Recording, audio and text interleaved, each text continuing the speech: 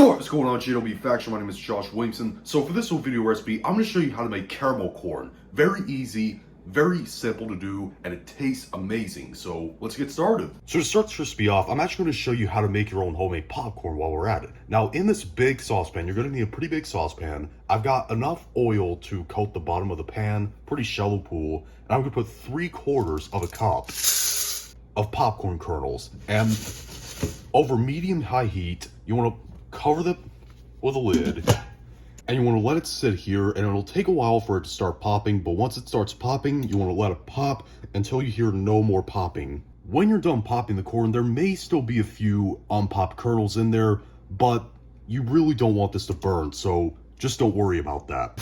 You also want to shake the pan occasionally, just to make sure that the popcorn doesn't burn.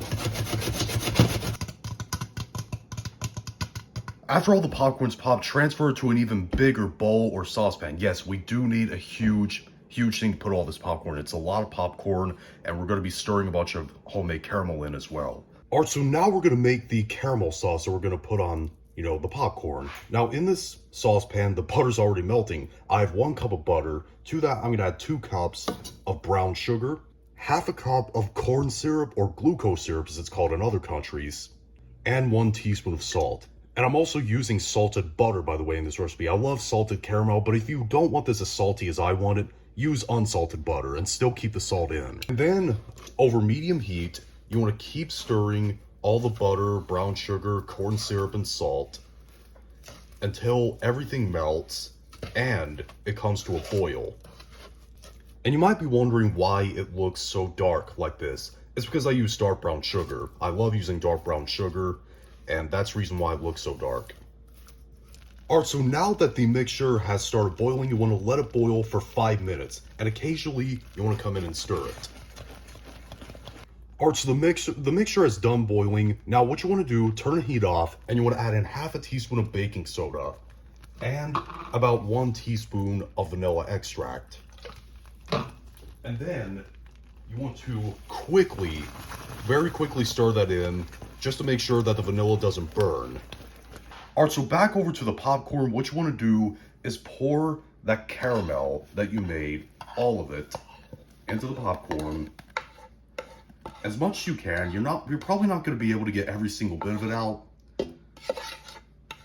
And then you want to very quickly stir all that caramel in with the popcorn. You may end up breaking some popcorn, but that's okay.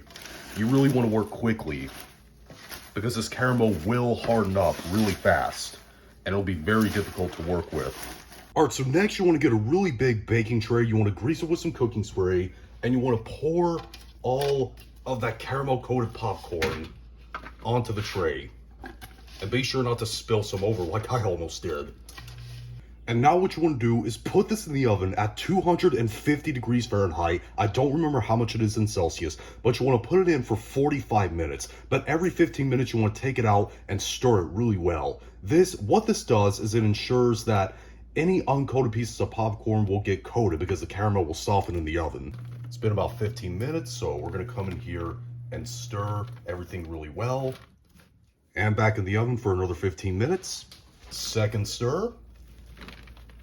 And we'll put it back in the oven for the last 15 minutes.